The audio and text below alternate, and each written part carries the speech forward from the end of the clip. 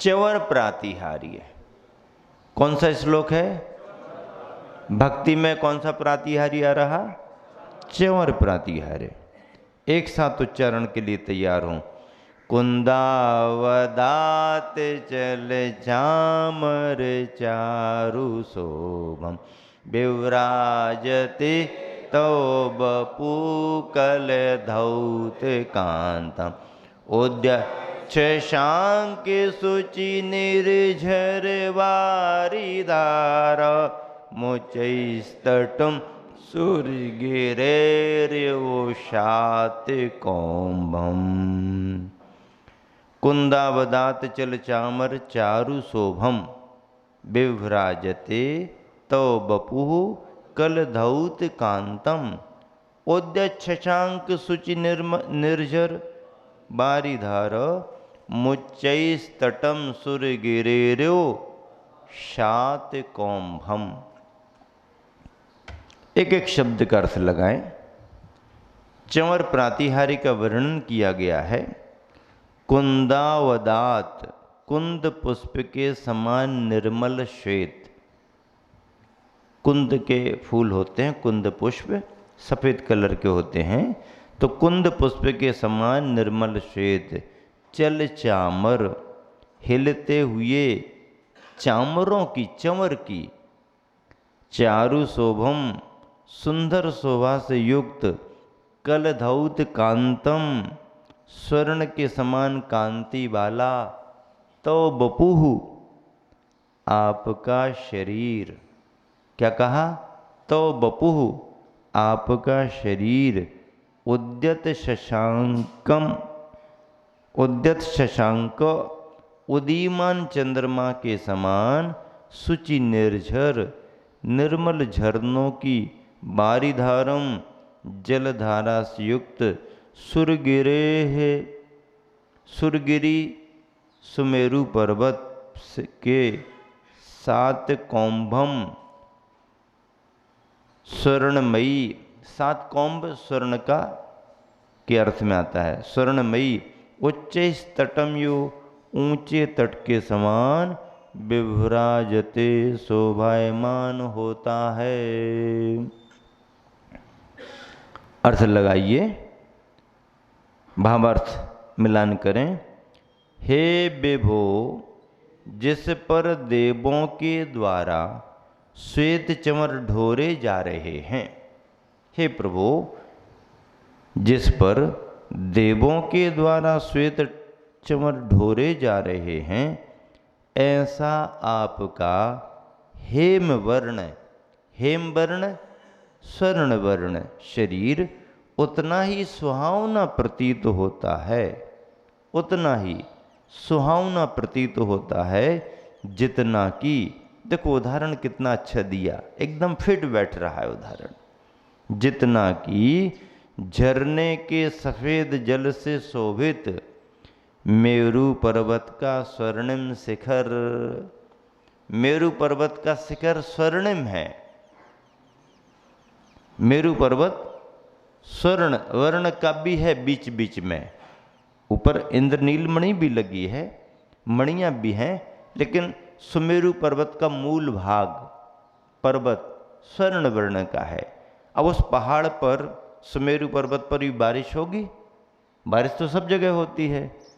अब जब मेघों से जल की धारा गिरेगी तो वो सुमेरु पर्वत का स्वर्ण शिखर कैसा प्रतीत होगा?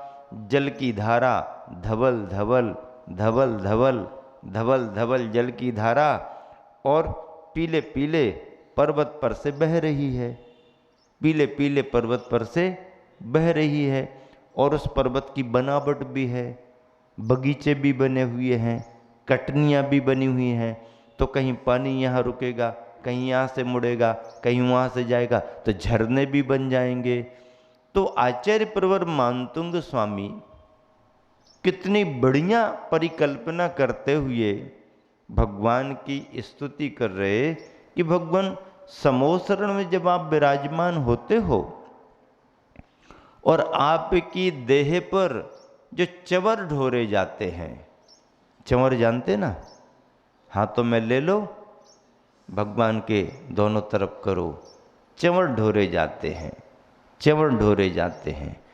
तो ये चंवर सफ़ेद सफ़ेद शुक्ल शुक्ल चंवर जब आपके शरीर के निकट पहुँचेंगे तो आपका शरीर कैसा प्रतीत होगा? जैसे, क्योंकि शरीर का वर्ण क्या है? शरीर का वर्ण स्वर्ण वर्ण है और सफ़ेद सफ़ेद, तो आपकी शोभा ऐसी दिखाई देगी जैसे सुमेरु पर्वत पर जल की धारा बह रही हो। कितनी बढ़िया परिकल्पना, कितने गहरे में जाकर के स्तुति की है आचार्य प्रभु ने। स्तुति और स्तुति और स्तुति बहुत फर्क है। प्राणों से स्तुति की गई है, अंतर्नाद बना है यह स्तुवन, श्वास श्वास में आए हैं ये स्वर, सामान्य स्तुति नहीं है। इतने विश्वास से भर कर के स्तुति हो रही कि ये बाहर के उपसर्ग की मुझे कोई चिंता नहीं, ये मेरा कुछ बिगाड़ नहीं कर सकते। जिसका बिगाड़ कर सकते हैं वो शरीर मेरा है ही नहीं, और जो मैं हूं उसे तो तुम देख भी नहीं पाओगे, उसका बिगाड़ तुम नहीं कर सकते, उसका बिगाड़ नहीं कर सकते। ज्ञानी दुनिया को अज्ञानी मान करके चलता है और दुनिया ज्ञानी को अज्ञानी मान करके चलती है। दोनों के मजे अपने अपने हैं, दोनों के मजे अपने अपने हैं। हाँ, दोनों के मजे। हमारी नजर में संसार अज्ञानता में है और संसारी भौतिकी विषयोन्मुखी प्राणियों की नजर में हम बैकवर्ड, वे आदि जंगलों में रहने वाले। आसक्त मोही प्राणियों की नजर में हमारा क्या स्थान, और हमारी नजर में उनका क्या स्थान। मैं देखो suited booted up to date हूं, हाँ, नकलची, नकल करके आ गए तुम, हैं? ओरिजिनल तुम्हारा रूप है क्या? किसी को देख लिया होगा, वैसी बनावट बना के आ गए, तुम्हें अपना स्वरूप मालूम ही नहीं है। अरे जिसको अपना स्वरूप मालूम हो गया उसको बाहर के रंग रूप की जरूरत नहीं पड़ती। पर्वत ही बना तो फिर धूप से क्या? पर्वत बन गया तो धूप से फिर क्या? कितनी धूप पड़े ना। जैसे कहते हैं ना, भैया उखरी में मूड दई तो अब मूसरों की क्या चिंता। क्या कहते? उखरी में जब मूड दे दई तो कितने गिन हो के, एक हो गए कि दो हो गए कि तीन, पे तो मूसर आने ही है। उखरी में मूड दे दी तो मूसर की क्या चिंता। क्या कह रहे हैं? जब पर्वत ही बना तो धूप से क्या, और सागर ही बना, समुद्र बन गया तो कूप, कूप कुएं से क्या। जब सागर ही बना तो कूप से क्या।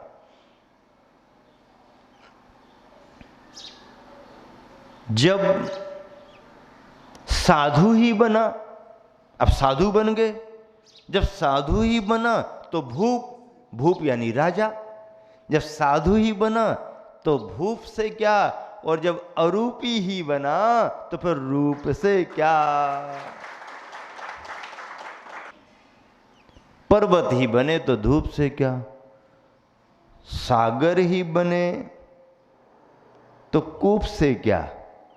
छोटी सी कुइया, बोरिंग, निकाल लो पानी धीरे धीरे बूंद बूंद करके, एक एक बाल्टी, छोटी सी पाइप वाली बाल्टी, बाल्टी चौड़ी वाली नहीं, पाइप वाली बाल्टी। साधु ही बना तो भूप से क्या, राजा से क्या, और जब अरूपी ही बना तो फिर रूप से क्या। मुनि मुद्रा तो वो है जहां पर कोई भी बाहरी रंग और रूप नहीं है। बाहर के रंग रूप संसारी प्राणियों के हो सकते हैं, लेकिन मुनि के लिए कोई रंग रूप की जरूरत नहीं। ये तो ओरिजिनल मुद्रा है, यथाजात मुद्रा है। इसे ड्रेस की और एड्रेस की कोई जरूरत नहीं, कोई ड्रेस नहीं। ये रूप ऐसा है जिसमें फिर बदलाव नहीं होता, परिवर्तन नहीं, अंतिम आखिरी रूप है। अंतिम आखिरी रूप क्यों है? क्योंकि यही प्रथम और पहला रूप था। पहला रूप था, सो आखिरी रूप भी यही रहेगा। जैसे आए थे वैसे ही जाओ, जैसे आए थे वैसे ही। बीच का कुछ भी नहीं होना, बीच का बीच में ही रहना। न आते समय था और न जाते समय। जब जाते समय तुम्हारे ऊपर के भी संसारी प्राणी निकाल लेते हैं, तो जाने पर जब निकाल लेंगे तो जाने के पहले ही निकाल दो ना। जाने के पहले ही अपने हाथों से निकाल दो, अन्यथा जाने के बाद तो दूसरों के हाथ निकालेंगे ही निकालेंगे। अरे अंगूठी नहीं निकलती है तो काट भी देते हैं। ऐ कहाँ जा रही अंगूठी? दान वाली नहीं, स्वर्ण कलश वाली नहीं। स्वर्ण कलश वाली तो मुस्कुरा के देता है आदमी, मुस्कुरा के देता है।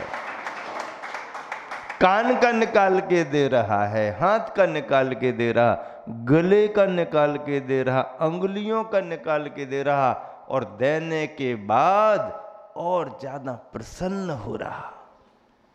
क्यों? क्योंकि हमारा दिया गया द्रव्य सामान्य जगह नहीं जा रहा, स्वर्ण कलश में जा रहा। किस कलश में जा रहा? स्वर्ण कलश में जा रहा, सोने के कलश में जा रहा। इस श्लोक के अंदर सामर्थ्य है और रिद्धि मंत्र है। ओम ह्रीम अरम अघोर ब्रह्मचारित्व रिद्धे, अघोर ब्रह्मचारित्व तपः रिद्धि प्राप्तेभ्यो नमः। अघोर ब्रह्मचारित्व तप रिद्धि, तपश्चरण के प्रभाव से घोर घोर अघोर ऐसी ब्रह्मचर्य की रिद्धि प्राप्त हो जाती है। यह रिद्धि मंत्र है, आप सभी के लिए मानस बना रहे हो। और वह शाश्वत पर्व की आराधना महिमा के साथ, प्रभावना के साथ आपकी संपन्न हो, इसके लिए आप प्रयासरत हो। संयोजना आपकी चल रही है। क्या चल रही है? संयोजना चल रही है। संयोजना का अर्थ क्या होता है? संयोजना का अर्थ क्या होता है? संयोजना का अर्थ होता है समायोजना, सबकी समायोजना करना, छोटे के भी बड़े की भी सबकी समायोजना करना संयोजना कहलाती है। संयोजना में सभी का स्थान होता है। ऐसी संयोजना के लिए आप सबको इस स्वर्णिम अवसर मिल रहा है। बाहर का स्वर्ण कलश मंदिर के वैभव को बढ़ाएगा और तुम्हारे अपने स्वर्णिम परिणाम तुम्हारे जीवन के वैभव को बढ़ाएंगे, जीवन के वैभव को बढ़ाएंगे। परिणाम स्वर्णिम रखना, श्रेष्ठतम भावना बना के रखना। परिस्थिति कैसी भी क्यों ना हो, परविराज पर्यूषण का आनंद लेना है। भक्तामर स्तोत्र अपनी गति से आगे बढ़ रहा, आनंद ले रहे हैं, उच्चारण सीख रहे हैं, अर्थ समझ रहे हैं। प्रतिदिन एक नियम भी आप लेते हो। नियम केवल एक दिन का होता है, लेकिन एक दिन का वह नियम भी आपके जीवन में बहुत बड़ा संस्कार बनता है। एक दिन का नियम तो बहुत आगे का, आप केवल दिन भर का नियम ले लें, केवल रात भर का 12 घंटे का नियम ले लें। एक घड़ी, आधी घड़ी, आधी में पुनी आध। अब बताओ एक घड़ी कितने मिनट की होती है?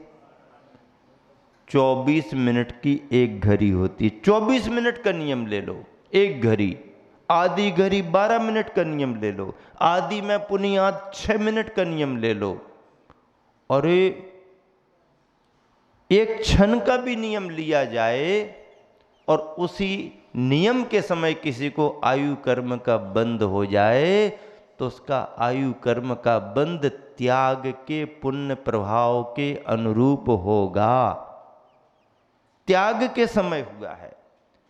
एक व्यक्ति इतना शराबी था, इतना शराबी था कि वो अपने मकान के हॉल में, कक्ष में एक बोतल इस तरफ अलमारी में, एक बोतल इस तरफ अलमारी में रखे रहता था और पीता था।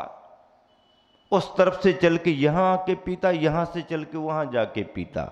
लेकिन एक संत का समागम उसको मिल गया, अचानक मिल गया, और संत की प्रेरणा से, संत के प्रवचनों से प्रभावित होकर के उसने कहा मैं कोई नियम नहीं ले सकता लेकिन प्रभावित बहुत हुआ हूं। तो महाराज ने कहा प्रभावित हो गए हो तो मैं नियम दे के रहूंगा, मैं ले ही नहीं सकता। शराब छोड़ दो, नहीं छोड़ सकता।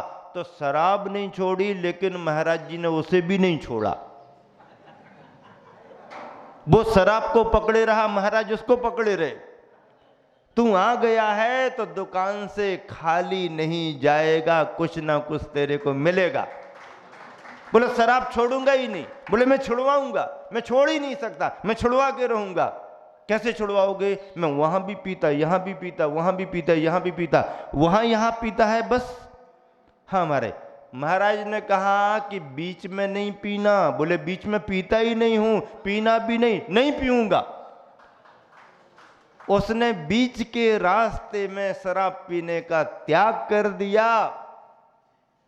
एक दिन घटना ऐसी घटी कि वहां से पी के निकला, लेकिन बीच में पीने के भाव नहीं, यहां तो त्याग है, वहां जाके पीऊंगा लेकिन अभी त्याग है। और वो जब विचार कर रहा था कि मेरा अभी शराब का त्याग है, उसी समय उसके ऊपर बिजली गिरी, उसका मरण हुआ। उस त्याग के प्रभाव से वह स्वर्ग में देव हो गया।